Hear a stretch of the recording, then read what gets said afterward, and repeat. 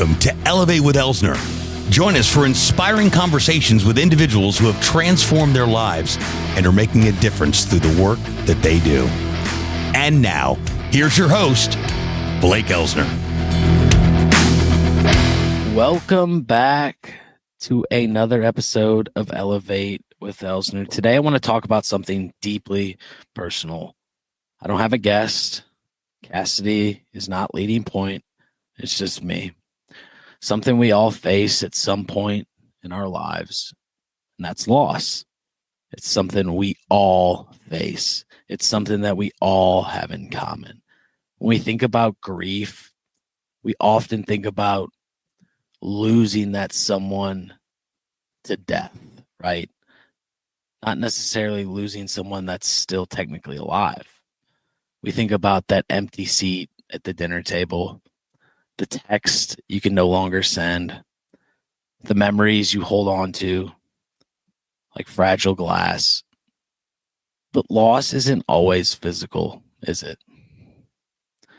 Sometimes we grieve people who are simply very much still alive, very much still present in our everyday beings. They could be friends who've drifted away, family members who no longer speak to you, relationships that ended before you thought they were supposed to. The thing about grief, it's not easy. It doesn't have rules. It doesn't care if someone passed away or simply just left your life. It feels the same in many, many ways. That ache, that longing, that question of why me, why now? And today, I want to explore this complicated thing called grief. The kind we feel for those who've passed, and the kind we feel for those still alive. I want to share some personal reflections. I want to talk about why this kind of pain can feel so overwhelming, can feel isolating. And most importantly, I want to talk about how we can find our way forward and out of that lane. So if you've ever felt the weight of loss, if you're just feeling like you don't have a support system, this episode's for you. I promise. Let's start with the obvious.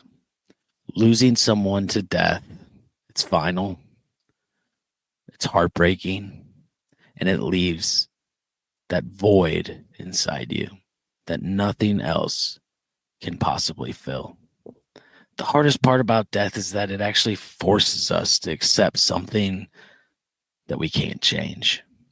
There's no going back, no chance to say one more thing, no opportunity to fix what was broken. And then there's grief we feel for those that are still alive and still with us. Some say it's the hardest grief of them all. It's more complicated, isn't it? Because in those cases, the door isn't completely shut. It's just maybe stuck. Maybe it's a friendship that ended because life got in the way. Or a family member you no longer speak to because of different opinions on life. Maybe you don't speak to somebody because of hurtful words that were never resolved. Or maybe it's just a version of someone who's changed so much that they feel like a stranger to you now. This kind of loss can feel absolutely agonizing. And sometimes it is harder to process because there's always that tiny little spark of hope that things could go back to the way they were. But often they don't, because a lot of times you're growing, you're blossoming, and holding on to that hope can keep us back, keep us stuck in the pain. So why does a loss hit so hard?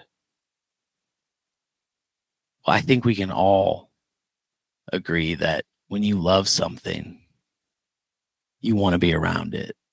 You want to nourish it. And that's why. So any kind of loss, it cuts so deep. I think it's because we attach pieces of ourselves to the people we care about. When they leave, whether through death, distance, it feels like part of us departs. Part of us is leaving with them. Grief isn't just about missing someone. It's about adjusting to a brand new version of life. A version where they're not there. And that adjustment, it's exhausting. It's emotional. And sometimes it feels like absolutely impossible. But here's the thing. Grief also has a way of teaching us. It shows us how deeply we loved. It reminds us of the connections we've built, the memories we've shared, and the impact we've had on people and on our lives. As painful as it is, grief is also proof that we've lived, that we've cared, and that we've been lucky enough to have people worth missing. To have people worth missing. So how do you cope with loss? Coping with loss can be done in numerous ways. Everybody has their own way of coping. Some laugh, some cry. So how do we pick up the pieces after losing someone? You know, whether they're actually gone forever or just gone from our lives, somehow we have to pick up those pieces for ourselves. So first, let yourself feel it. Grieve demands to be felt. Trying to suppress it only makes it worse. I can tell you from firsthand. Cry if you need to. Let it out. Journal. Talk to someone you trust. Grief is heavy, but it's lighter when you share it. I can promise you that. And second, honor what you've lost. For those who've passed, keep their memory alive. Share their stories. Visit their favorite places. Or carry something that they just truly loved.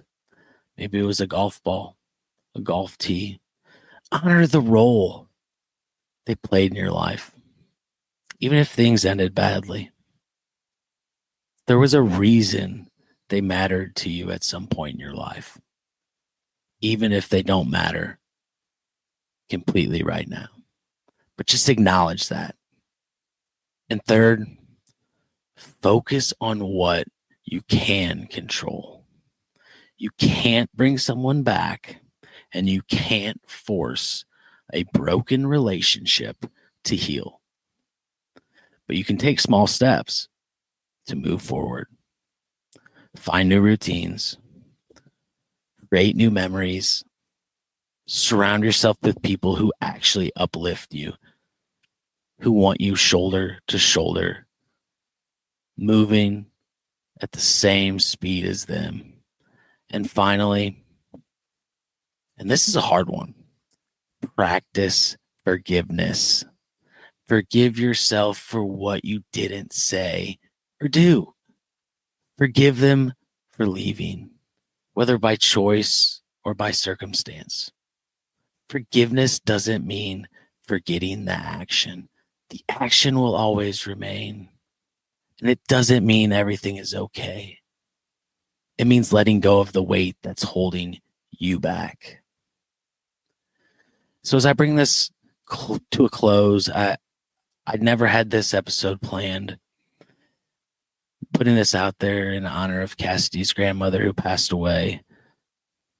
Today, it's actually December 9th, and this episode will be out December 11th, 12/11. And loss is one of the hardest things we'll ever face, but it's also one of the most universal. We all lose people through death, through distance, through change. And while grief is a part of that, it's not the entire story. Because even in the pain, there's love, there's gratitude, and there's time and memories we had with those people. There's growth that comes from learning to live without them. And most importantly, there's hope. Hope that the connections we build moving forward will be just as deep and meaningful as the ones that passed us by. So if you're grieving right now, whether it's someone who's alive, whether it's someone who's passed away, or someone who's just no longer part of your life, I want you to know that it's okay to feel it. It's okay to cry. It's okay to miss them. But please, don't forget to honor yourself in the process, because you're worth it.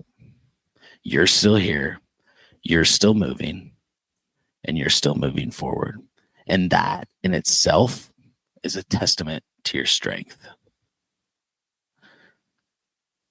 So as I wrap this last bit up, I want you to go out there and give thanks for the smallest things, like turning on your water, flushing your toilet, things that you just never would think about. So if this episode resonated with you, I'd love to hear your thoughts. Reach out, share your story, or just let me know how you're doing, because we all have to take care of ourselves, and I will gladly help take care of you. One love. Thanks so much for tuning into this episode. We sure do appreciate it. If you haven't done so already, make sure you're subscribed to the show wherever you consume podcasts. This way you'll get updates as new episodes become available. And if you feel so inclined, please leave us a review and tell your friends about the show. Until next time,